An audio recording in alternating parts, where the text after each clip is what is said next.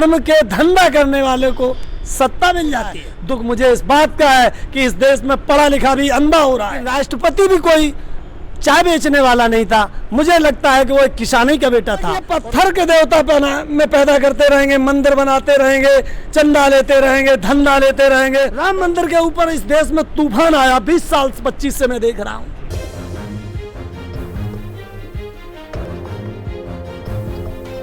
उनके खिलाफ चाइना की सरकार क्या व्यवहार करती है कि धर्म के धंधेगिरों को देश से वॉकआउट कर देती है, और हमारे देश में धर्म के धंधा करने वाले को सत्ता मिल जाती है। तो जब तक ये धर्म में धंधा होता रहेगा, और दुख इस बात का नहीं है कि धर्म में धंधा हो रहा है, दुख मुझे इस बात का है कि इस देश में पढ़ा लिखा भी अंधा हो रहा है। जो पढ़े लिखे भी बच्चे जाते हैं वो भी अंधे हो जाते हैं, और उस जो अच्छे नंबर आते हैं, साइंस साइड की बात करते हैं, साइंस में लड़के अच्छे नंबर लाते हैं, वो डॉक्टर बन जाते हैं, इंजीनियर बन जाते हैं। उसके बाद नंबर आता है कॉमर्स का। कॉमर्स के जो बच्चे होते हैं वो बैंकिंग वगैरह में चले जाते हैं, आपने देखा हो, और तमाम सेक्टरों में जाते हैं। उसके बाद नंबर आता है आर्ट साइड का, जिसे राजनीति कह देते हैं। उससे कम इंटेलिजेंस लोग राजनीति करने लगते हैं।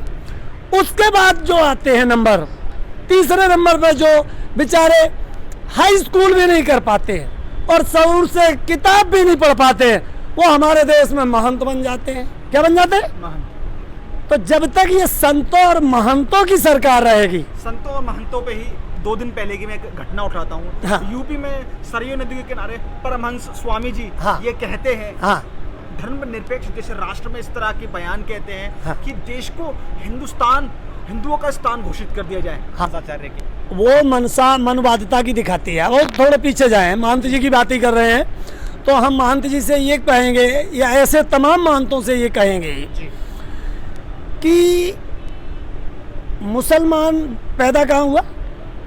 हिंदुस्तान में हुआ। हिंदुस्तान में मुसलमान बाहर से तो नहीं आया, बिल्कुल धर्म बाहर से आया।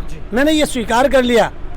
धर्म पहले सारे लोग हिंदू ही थे। इन्हीं लोगों के अनुसार इस देश का प्रत्येक आदमी 700 से पहले, सन 700 से पहले 712 में शायद वो पहला मुस्लिम आक्रमण हुआ था हिंदुस्तान पे। 1000 के बाद मोहम्मद गोरी ने किया। इतिहास को भी अगर हम उठा के देखें तो सच्चाई है कि ये मुसलमान कहाँ से आ गए? मुसलमान कहीं बाहर से नहीं आए, लेकिन इन्हीं पाखंडियों ने हमारे हिंदुओं को मुसलमान बनने के लिए मजबूर कर दिया। क्यों?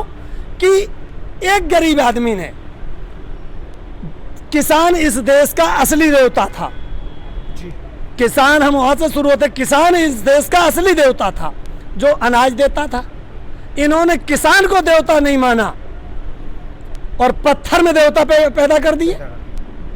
और जब तक ये पत्थर के देवता में पैदा करते रहेंगे, मंदिर बनाते रहेंगे, चंदा लेते रहेंगे, धंधा लेते रहेंगे और सीधा खाते रहेंगे। सीधा, पुरानी भाषा में सीधो चाहिए, मतलब रोटी भी चाहिए और उसके बाद दक्षिणा भी चाहिए और देश की कुदक्षिणा भी चाहिए। जब तक इस मानसिकता के लोग रहेंगे ना इस देश में, एक कमेरा वर्ग, एक लुटेरा वर्ग, बात कर रहे हैं हम अंधभक्तों की और बात कर रहे हैं कारपोरेटों की। जब तक ये तंत्र बना रहेगा तब तक शहादतें ऐसे ही होती रहेंगी, ना इसे कोई नेता रोक पाएगा। जब तक इस देश का सिस्टम नहीं बनेगा तब तक शायद है हम आप ऐसे ही चिल्लाते रहो, हमारी तमाम पीढ़ियां इस देश में यही के लोगों के प्रति हम क्या कहें, इतना ही कहेंगे कि भगवान श्री कृष्ण को इन्हीं लोगों के अनुसार 5000 से ज़्यादा सालें हो गई, लेकिन 2200 वर्ष पहले लॉर्ड मैकाले ने यहाँ पर शिक्षा पे पढ़ने का अधिकार दिया। उससे पहले शिक्षा पाने का अधिकार हर किसी को नहीं था, कुछ ही लोगों को था। तो जब तक ये जातवाद, धर्मवाद, क्षेत्रवाद, जात, मतलब फिर चलो मुसलमान धर्म हो गया।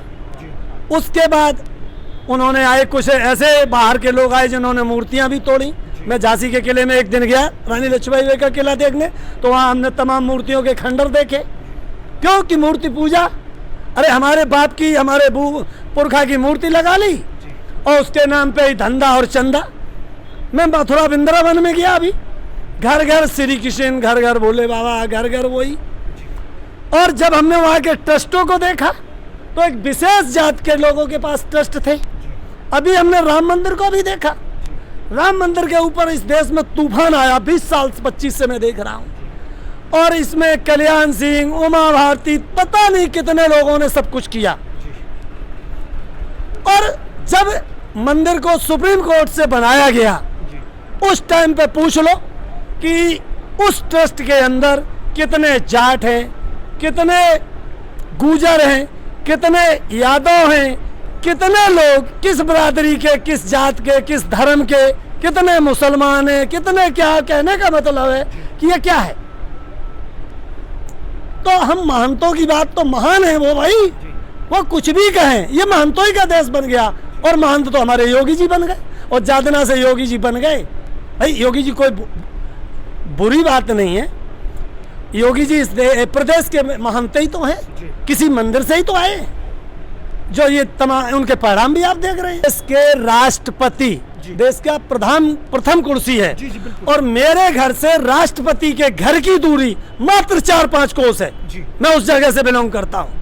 मुझे उस राष्ट्रपति पर ये रोना और शर्म आती है कि इसने किसानों के प्रति, सरकारें तो अपने स्वार्थ के लिए कानून बनाती हैं, अपने फायदे के लिए बनाते हैं, लेकिन राष्ट्रपति भी कोई चाय बेचने वाला नहीं था। मुझे लगता है कि वो एक किसानी का बेटा था, और उसने जिस दिन सिग्नेचर किए होंगे 5 जून को ही तो किए, पिछले साल में शायद उसके आगे पीछे किए हों, दस्तखत किए, तो इसका कलेजा नहीं कपा कि मैं जिस देवता का अन्न खाता हूँ, जिस देवता का मैं पेट भरता हूँ, जो मेरी जीविका है, जो जीविका देता है, और उसने दस्तखत कर दिए कारपोरेट के पक्ष में।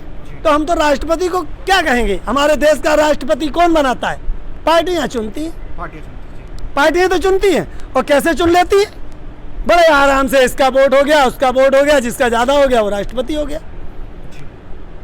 तो हम, सच्चाई है कि हमने तो क्या कहें, हम बहुत कुछ ना कह के, जितना आप छेड़ोगे उतना ही हम आपको छोड़ेंगे नहीं। जो अगर आपको पसंद आया हो तो इसे लाइक करें, कमेंट करें, शेयर करें, और हाँ, हमारे चैनल को सब्सक्राइब करना ना भूलें, ताकि देश विदेश से जुड़ी खबरें आप मिस ना करें, क्योंकि कोरोना काल में 2 गज दूरी, मास्क है जरूरी। नमस्कार।